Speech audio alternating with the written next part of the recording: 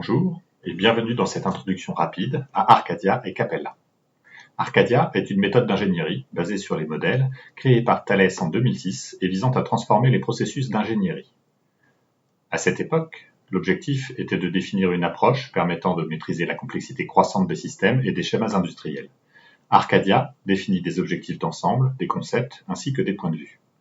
Capella est un outil de modélisation graphique développé spécifiquement pour supporter la méthode Arcadia. Il fournit le langage et les diagrammes. Il dispose aussi d'un large éventail de fonctionnalités originales, d'aide à l'analyse et de productivité. Les buts principaux d'Arcadia sont les suivants. Comprendre les besoins du client ou de l'utilisateur, définir et partager les solutions entre les différentes parties prenantes, sécuriser l'ingénierie système, matériel et logiciel et préparer la sous-traitance, évaluer et justifier l'architecture au plus tôt, et enfin, préparer et maîtriser les activités d'intégration, de vérification et de validation. L'essentiel d'Arcadia est résumé ici. Il y a 4 perspectives d'ingénierie, chacune avec leurs tâches et objectifs spécifiques. Pour chacune d'entre elles, un exemple est donné, ainsi que les concepts et les moyens de description. Le point clé à retenir ici est une séparation claire entre d'une part la capture de la compréhension des besoins et d'autre part la description de la solution. Les concepts centraux d'Arcadia sont très simples. D'abord, les capacités définissent à haut niveau les services fournis par le système. Que doit pouvoir faire le système ou le produit? Quelle est la valeur perçue par le client? Les capacités sont décrites par des chaînes fonctionnelles et des scénarios qui illustrent des concepts d'utilisation spécifiques. Par exemple, une chaîne peut décrire la manière dont le système est sollicité de bout en bout. Les chaînes fonctionnelles et les scénarios peuvent par exemple être utilisés pour représenter les cas d'utilisation nominaux et dégradés. Ils sont typiquement reliés à des procédures de test. Les chaînes fonctionnelles et les scénarios sont composés de fonctions ou actions atomiques qui ont des dépendances entre elles. Les résultats produits en sortie d'une fonction peuvent être utilisés par d'autres fonctions en entrée. Ces dépendances sont appelées échanges fonctionnels. Les fonctions et les échanges fonctionnels sont alloués à des éléments structurels, comme le système lui-même, ses composants ou les acteurs. Les échanges fonctionnels sont alloués à des échanges de composants. Les échanges fonctionnels et les échanges entre composants peuvent être décrits plus en détail par des interfaces et des structures de données. Enfin, des machines à modes et états, liées à des éléments de structure, permettent de décrire le comportement dynamique du système en spécifiant quelles interfaces ou fonctions sont disponibles dans quel mode ou état. Prenons un exemple simple pour rendre les choses plus concrètes. Ici, notre produit sera une solution utilisant un drone pour inspecter l'extérieur d'avions. On commence par une analyse des besoins opérationnels, en nous concentrant sur ce que les utilisateurs du système ont besoin de réaliser. L'un des objectifs de l'analyse opérationnelle est de fournir un support pour la discussion avec le client. L'analyse des besoins opérationnels de notre produit décrit les parties prenantes et leurs activités.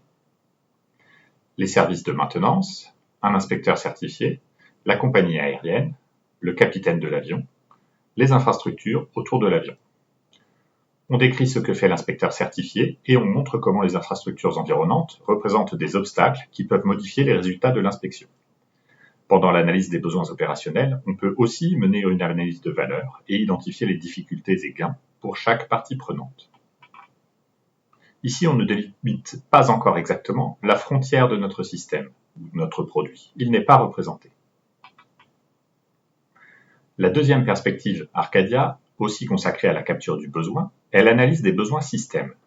Ici, on s'intéresse à ce qui est attendu du système. On formalise le résultat d'une analyse des compromis entre capacités et on identifie clairement les frontières du système et des acteurs.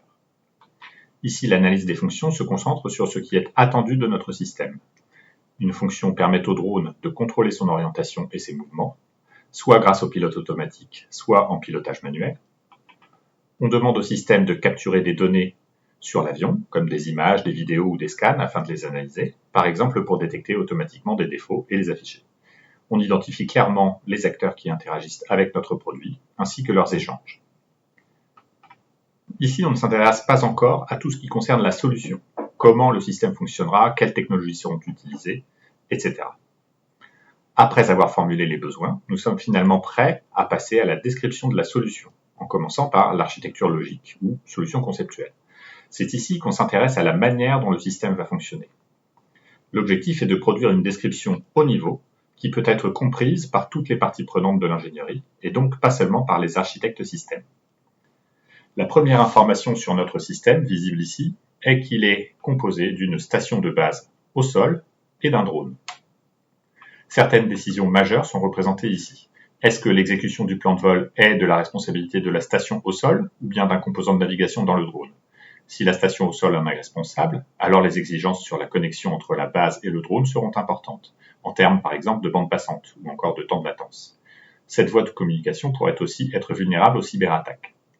Si l'exécution du plan de vol est pilotée à l'intérieur du drone lui-même, une plus grande puissance de calcul sera alors nécessaire avec des conséquences sur la tenue de la batterie et donc sur l'autonomie. L'objectif de ce niveau de description est de donner à toutes les personnes impliquées un premier niveau de compréhension commune de la solution, aussi bien les responsables d'ingénierie que les équipes marketing, les responsables lignes de produits, les responsables de conception, les analystes sécurité. Ce qui n'est pas pertinent ici, ce sont les types précis de capteurs qui seront utilisés, de dispositifs de contrôle ou de moyens de communication entre le drone et la station au sol. On ne veut pas nécessairement fournir le détail des interfaces non plus. Nous pouvons maintenant passer à l'architecture physique ou solution finalisée. On fera ici des choix concernant les matériels et les stratégies d'approvisionnement, make or buy. On précisera les compromis et on détaillera les interfaces.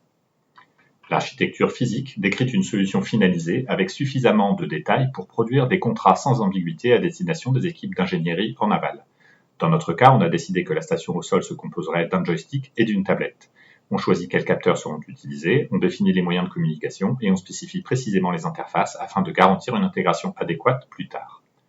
La conception détaillée de chaque composant du système n'est pas pertinent ici et sera la responsabilité des modèles d'ingénierie en aval qui pourront être créés automatiquement avec Capella. Pour résumer, toutes les perspectives d'Arcadia utilisent les mêmes concepts. Les capacités sont décrites par des chaînes fonctionnelles et des scénarios qui se composent de fonctions allouées à des éléments structurels. Seuls les objectifs d'ingénierie diffèrent entre chaque perspective d'Arcadia. Tous les projets n'auront pas nécessairement besoin d'utiliser toutes ces perspectives.